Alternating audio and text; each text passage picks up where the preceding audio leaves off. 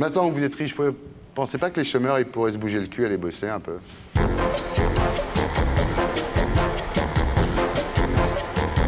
Mohamed Dia, bonsoir. Bonsoir. Vous connaissez Josiane Balasco, Emmanuel Béard, Olivier Guespin? Je les ai vus à la télé. Vous avez vu la télé, c'est bien. Alors, Mohamed Dia, on disait souvent dans les années 60... Moi, je suis de la merde, moi. Non, non, bah, c'est pas pareil.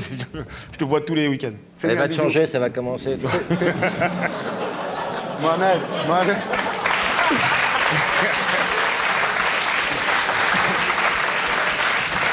Alors, dans les années 70, on disait souvent que pour s'en sortir, il y avait la boxe et le rock'n'roll. Aujourd'hui, c'est le rap et le basket. Et vous avez utilisé les deux pour vous en sortir, mais voilà, pour faire des fringues. Et votre histoire est un petit peu une légende, la légende du gosse des cités qui monte un business mondial. Vous m'aviez trahi,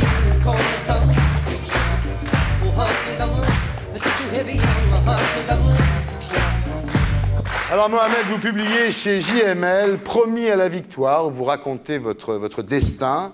Alors, en fait, quand le livre commence, vous êtes dans votre appartement à New York, sur la 111e rue, votre rêve américain, dites-vous, et en bas, il y a un jeune black qui se fait plaquer contre une bagnole par la police de New York. Vous dites, ça aurait pu être moi. C'est vrai que ça aurait pu être vous, mais à aucun moment, vous avez envie de descendre pour aider le mec. Ah non. Non, c'est des choses c'est des choses que j'ai vues. Ça m'arrive souvent de voir des choses comme ça aux États-Unis. Mais les lois américaines sont différentes des lois françaises. Et vu que je ne connais pas le droit américain, je ne m'aventure pas à essayer de jouer les médiateurs, on va dire. Ouais. Les balles sont vite perdues là-bas. Donc vous descendez pas dans ces cas-là? J'évite. Pas dans cette tenue, en tout cas. Oui. Ouais, mais qu'est-ce qu'il a contre mes fringues? Tu vois que ça va commencer, tu seras encore en pyjama. Je m'en fous, je t'aurais prévenu. Okay. Vos parents sont arrivés du Mali, donc à Sarcelles, comme vous dites, par Immigration Airline. Vous étiez 7 à l'époque, dans 47 mètres carrés. Alors de vos parents, vous dites avoir hérité la couleur, la religion. Ouais. Vous êtes musulman? Non pratiquant, mais musulman. Donc de l'Afrique, vous dites que vous avez gardé des origines, mais pas de racines. D'ailleurs, une fois, vous êtes allé au Mali, chez vos parents. Et vous avez détesté, hein. Il y avait des moustiques, il y avait... C'est pas que j'ai détesté, c'est qu'il y a eu un vrai décalage. Ouais. J'avais 13 ans, traité de blanc, dès que je me mettais à boire de l'eau dans le robinet, je tombais malade. Ouais. Pourquoi on me traitait de blanc? Pourquoi on me traitait de blanc? Parce que... Parce que je venais de France. Exactement, voilà. Je pense qu'Emmanuel Béard, qui connaît bien le Mali, doit savoir de quoi je parle. Ouais. Donc, voilà. Alors, vous dites, il paraît que le crime ne paie pas, mais le travail non plus. C'est vrai que vos parents, bon, vous dites, ils ont galéré... pendant 40 ans, 8 heures de boulot, 2 heures de métro, et puis pas tellement de place pour l'amour, ce qui fait qu'ils ont fini par divorcer au bout d'un moment. Et votre mère obtient la garde des enfants, mais elle n'avait pas les moyens d'élever les enfants, et vous vous retrouvez à l'âge de 3 ans à la DAS. Alors en 6e, vous retournez à Sarcelles, puisque votre mère a trouvé un boulot comme cuisinière à Disneyland, donc elle peut vous reprendre, vous retournez à Sarcelles. À Sarcelles, il y a plusieurs cités, quoi. J'habitais en plein milieu. Et plusieurs personnes de cette cité sont devenues plus ou moins célèbres aujourd'hui. Doc Gynéco, Stommy Bugsy, Passy, Arsenic, vous traînez dans les mêmes cages d'escalier qu'eux. Ouais, j'ai fait même l'école avec eux, ouais. J'ai fait des conneries avec eux, et puis voilà, on a tout fait. À 17 ans, petit séjour à Fleury-Mérogis. Petit, ouais. Petit. Ouais. Pour une bagarre, une histoire de scooter, voilà quoi. Et là, la boulette. Non, pas la boulette, non, au contraire. Non, là, il dit adieu aux conneries, il dit je vais m'arrêter de faire des conneries. Et il devient, notre ami Mohamed Dia devient livreur pour une pizzeria cachère. C'est extraordinaire. Ouais. Hein? Ouais. J'étais livreur de pizza, ouais. Et vous finissez par reprendre la pizzeria? Ouais, par la suite. Ouais, j'ai repris la pizzeria parce que toutes les semaines, il se faisait cambrioler. Et en fin de compte, les gens qui lui faisaient des misères, c'était des gens qui étaient de ma cité, on va dire. Donc, je devais jouer un rôle de médiateur, mais bon, on se fait pas écouter. On a bien fait de couper la clim, pardon, Emmanuel.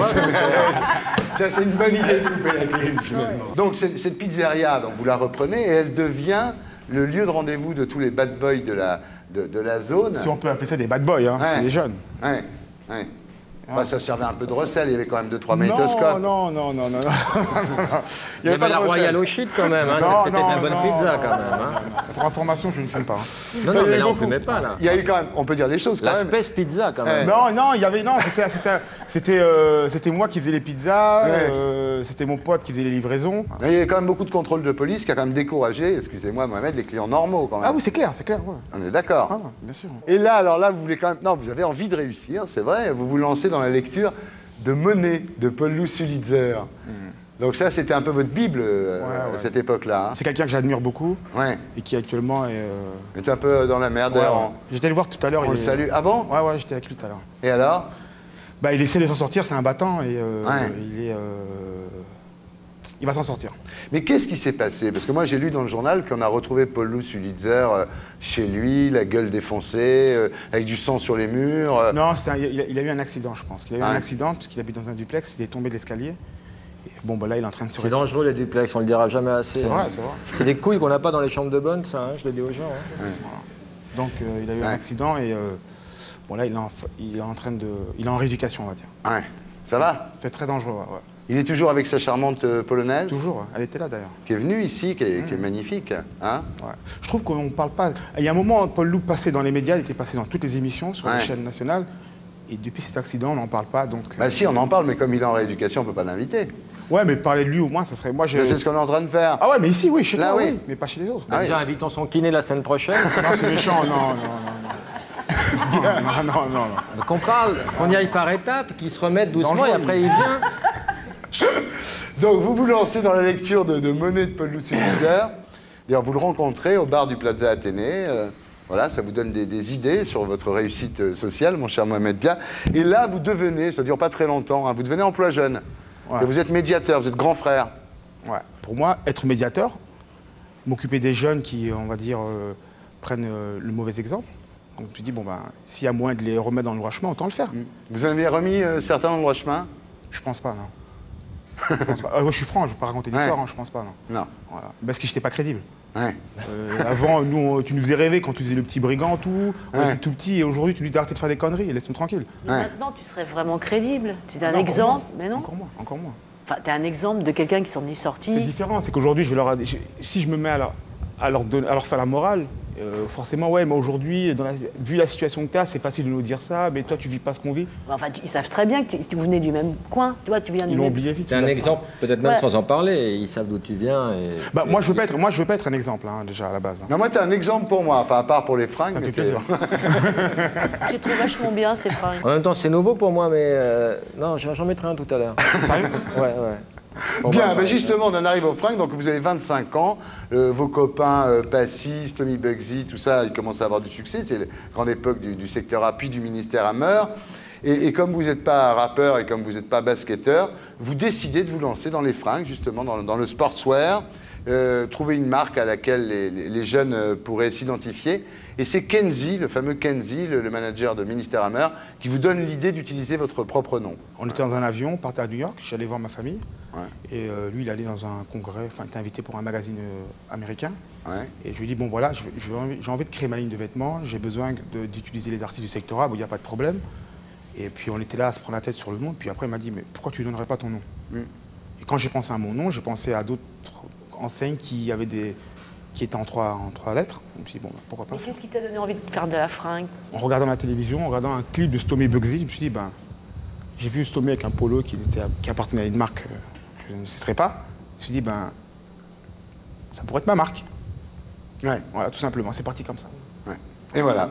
Alors là, vous rencontrez les frères Calfon et leur fille Déborah. Et puis Joseph Jablonski aussi, qui s'occupe de Lewis et de Schott en France. Schott, c'est Perfecto, donc c'est quand même des gens importants. Et là, c'est le succès. C'est-à-dire que d'un seul coup, vous passez de 20 à 200 points de vente. Ça marche très bien. Vous êtes dans le catalogue de la Redoute, dans le catalogue des Trois Suisses. Enfin, tout n'est pas arrivé d'un coup. Hein. Ouais. En général, quand tu arrives tout d'un coup, on perd un peu les plombs. Les Trois Suisses sont venus un par un, tu vois. Non, ouais, on peut dire ça comme ça. Ouais. Oui, c'est pas venu tout d'un coup, mais c'est venu quand même. Ouais, c'est venu assez vite, c'est venu assez vite quand même. Hein. Ouais. Voilà, mais problème, C'est toujours un problème, Les évidemment. fringues sont moches. Non, non, non, non, non, non. Non? Tu ferais mieux changer le gilet quand même. Mais passe-moi un truc. Ouais, t'inquiète pas, j'en ai plein là. Tu m'as craché à la gueule. Il ment. C'est dans ta loge? Ah, t'as un bon là. C'est dans ta loge? Ouais, j'en ai dans la loge. Bien, et donc, malheureusement, le 18 avril 2000... Le 18 avril 2001, un homme cagoulé essaie de vous abattre. 2 tirs à bout portant, assez grave. Hein. Vous avez une opération qui dure 8 heures. Pourquoi? Je sais pas. Bah, je sais pas. Peut-être que c'est quand j'ai eu les moyens de me payer une belle voiture, je me suis payé la belle voiture, mais j'étais toujours chez ma mère. Ouais. Ça n'a pas dû plaire à certaines personnes. Et puis voilà quoi. Et un soir, je descends et puis je rencontre une personne qui voulait me régler, on va dire entre guillemets, je dirais pas me régler mon compte parce que je dirais à l'époque, si vraiment on voulait me tuer, on m'aurait tué. C'est quelqu'un qui a voulu me faire du mal parce qu'on m'a tiré dessus quand même avec la chevrotine. Hein. C'est pas avec un 9 mm. Ouais. Vous avez du plomb partout quand même, dans le foie, dans le pancréas, partout. Ah ouais, bah, ils ont enlevé. Enfin, une bonne partie quoi. Ah ouais. Voilà. C'est les risques du métier. Vous savez pas qui c'est le mec? Non. Vous dites c'est un noir, quoi. Oui, parce que j'ai vu que c'était un noir. Il était cagoulé et puis. Voilà. Alors à la sortie, votre mère quitte Sarcelles et vous décidez de vous installer aux États-Unis. Refusez de... Ah, Laurent.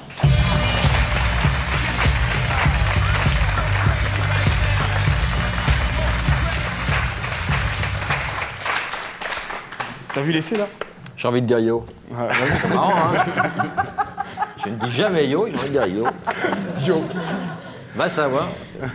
C'est de la peau quand même. Ouais, ouais. C'est du quoi comme cuir? Bah, il est pas tout en cuir. Hein. Non, pas tout, mais quand même. C'est la Là, vachette, du la cuir. vachette. La vachette, c'est souple Ouais. la vachette. Ouais. Et en même temps. Et en même temps, on n'en prend pas soin. T'essaies de Comme une peau. C'est Oui, abordable, c'est Ah abordable. ouais. ça. La peau retournée, c'est stressant. Parce qu'il pleut, les putains, tu vois. Non, mais bon, pour les jeunes, c'est un produit adapté. D'accord. Le Il y a rêve combien de américain- tailles? C'est small, medium et large. Ça va du S Voilà, small, au double XL. double XL. Et ça, c'est un, tu peux regarder? Attends, à mon avis, ça doit être un L. C'est un L. Ouais. C'est un L? Oui, je pense, je sais pas. J'ai l'impression qu'il me faudrait un M.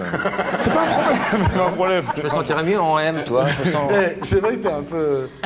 un peu L. Le rêve américain, c'est pas très tendance à les citer en ce moment, non? Bah, à l'époque, c'était tendance. Ouais. À l'époque. Hein. Ouais. Aujourd'hui, peut-être que là, ça aurait été différent. Ouais. Moi, j'ai axé beaucoup ma communication sur le rêve américain. Ouais. C'est vrai qu'aujourd'hui, peut-être que j'aurais peut-être pas été crédible. J'ai eu la chance de passer avant. Et là, vous rencontrez donc... Jean-Louis Rouge.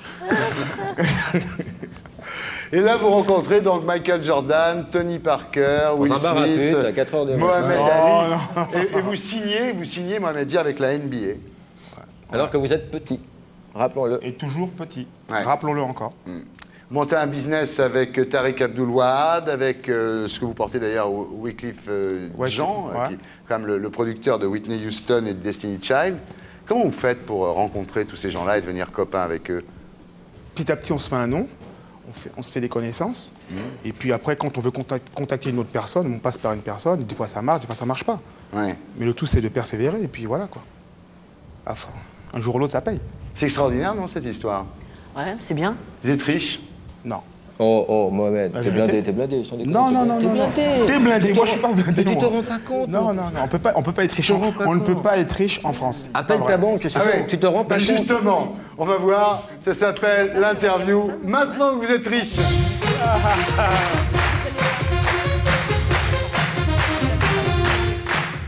Mohamed Dia, maintenant que vous êtes riche, ça vous fait pas peur tous ces jeunes de banlieue là?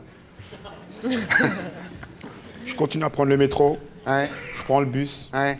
Donc voilà, quoi, non. Maintenant que vous êtes riche, vous le trouvez sympa, Ernest Antoine Seyer? J'ai jamais prêté attention à ce monsieur. Ouais. Maintenant que vous êtes riche, je trouvez pas que le rap c'est de la merde, non? Bah, déjà, je dirais qu'il y a des gens qui sont riches qui trouvent que le rap, c'est bien. Donc chacun peut avoir son opinion. Maintenant que vous êtes riche, vous trouvez que c'est normal de faire fabriquer des fringues par les enfants exploités en Asie, oui? Alors, pour information, mes vêtements ne sont pas faits... À l'étranger. Ah, si, ils sont faits à l'étranger, mais ils sont faits en Tunisie, mais ils sont gérés par la famille Calfon qui gère, on va dire, de manière correcte leurs usines. Et d'ailleurs, je vais tous les 6 mois là-bas voir comment ça se passe. Donc voilà, quoi. Maintenant que vous êtes riche, vous avez des montres à quoi? 10 plaques? À l'heure? Non, à 50 000 francs. Ouais. C'est pas con l'idée de retirer sa montre, bravo. Non, j'ai pas de... Surtout qu'elle était voyante. T'as raison, en plus, il a une vraie ligne.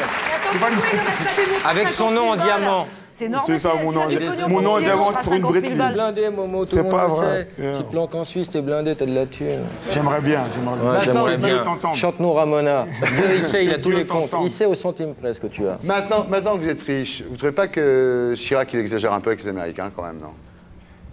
Je ne me mêle pas de politique. Ouais. C'est pas mon business. Maintenant que vous êtes riche, vous ne pensez pas que les chômeurs, ils pourraient se bouger le cul, aller bosser un peu? Le jour où je serai riche, je ferai quelque chose pour les chômeurs. Maintenant que vous êtes riche, ça vous fait pas peur, toute cette immigration clandestine? Le jour que je ne me sentirai pas immigré, les poules auront des dents. Et pour être sûr de ne rien rater de Inarditube, abonnez-vous et mettez un pouce bleu.